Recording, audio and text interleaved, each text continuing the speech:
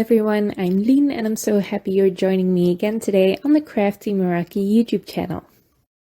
Today I have a fun little Valentine's Day card for you using the Tou the Tropics stamp set by Crafty Meraki and also the Bar None Slimline die, which I'm starting with. I really love this Bar None Slimline die, and I especially love the strips it cuts.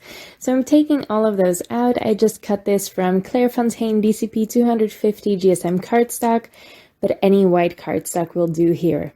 Now I'm giving this color with the Pink Fresh Studio ink cubes. I used a bunch of different greens from there. I used mint, grassy knoll, key lime, olive, and I think emerald. No, it was meadow. And I used all of those to just color in some of those strips. I am going to use those later to put together for a background, and you can see I'm just swiping the ink cube across the strip there. And this ink will even out once it dries, so you're not going to see any imperfections on this at all. And once I'm done with that, I am going to move on to my focal image. I'm not going to put the striped background together yet. I want my focal image to be done first. So I am using the Tou the Tropics stamp set, like I mentioned before. And I'm using this gorgeous little image from that with the two toucans on the branch. I'm stamping that first in my favorite things, extreme black ink. I'm going to stamp that twice using my Misti onto Clairefontaine DCP 250 GSM cardstock. Because I will be coloring this in with my alcohol markers, and this is an alcohol marker friendly ink. However, I really like an embossed line, an embossed outline, so I will leave the stamp in my Misti in place, and I am just going to color the image first. And once I'm done with that, I can put it back in my Misti, stamp it again with the VersaFine Onyx Black ink, and then I can also clear heat emboss this. So that's a little extra step. I actually checked the raw footage of me filming this card, and it took me 50 seconds extra to do that, and I highly recommend it. It's just a little thing to do, and I think it's really worth it. I really like that glossy shine on the line art, and you get a really crisp black line that way. I'm using some dark cool grays and some dark blues to color in these toucans, and then for the beaks, for the bills, I used a bunch of colors. I used a reference image. I often do this when I'm coloring in animals that I don't really see all the time in real life to get some inspiration. I'm not following it too closely because I'm not that good of a colorer, but I saw some green, some red, some teal, and some yellow in the bills.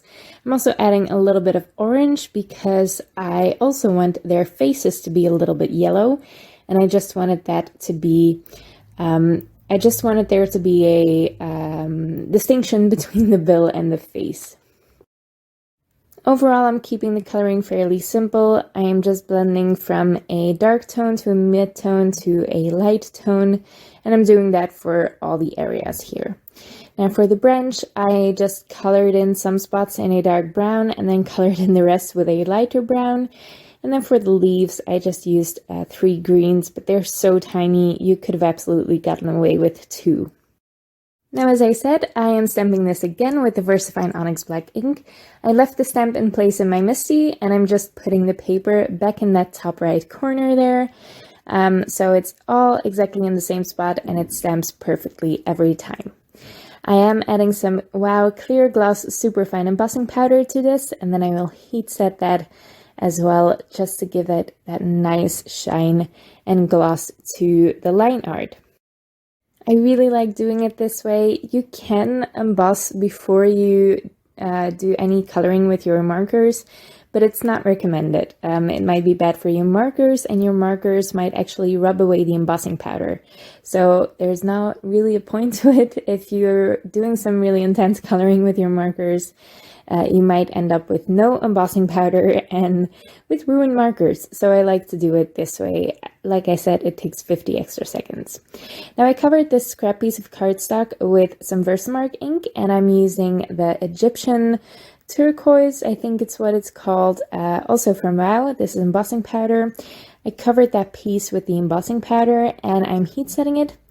I just did this so I could die cut it. So it's just a scrap piece that I'm die cutting a sentiment out of. I really like embossed sentiments, and I love this turquoise, or this Egyptian turquoise by Wow. It has gold and blue in it, and it's so stunning in real life. So I'm heat setting that, and then I will die cut a word out of it. Now I am first putting together my background here. I just used all of those strips, and I'm adhering them down just behind where I want my toucans to be, and I am letting them go all the way down at the right side of the card. I really love stripped backgrounds like this, and they're just so fun to make. It's really relaxing to glue all the little pieces down, and it did take me a while. I think I spent 8 minutes on this, but if it's the only thing you're doing for your background, I think it's worth it. Now I do want to die cut this, and I'm die cutting it after putting the strips on, because this die by My Favorite Things has some wonderful stitched detail. These are the My Favorite Things Wonky stitched rectangles die, and I just die cut that, and you can see that stitched detail right off to the side. Now I also die cut that Love Sentiment. This is by Pink Fresh Studio. I will leave the name of the die set in the description below. I die cut that 3 times out of white cardstock and once out of that embossed piece of cardstock, and I glued all of those together for some extra dimension.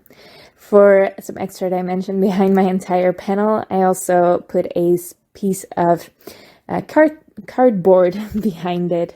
Just glued that together with the Barely Art Precision Craft glue.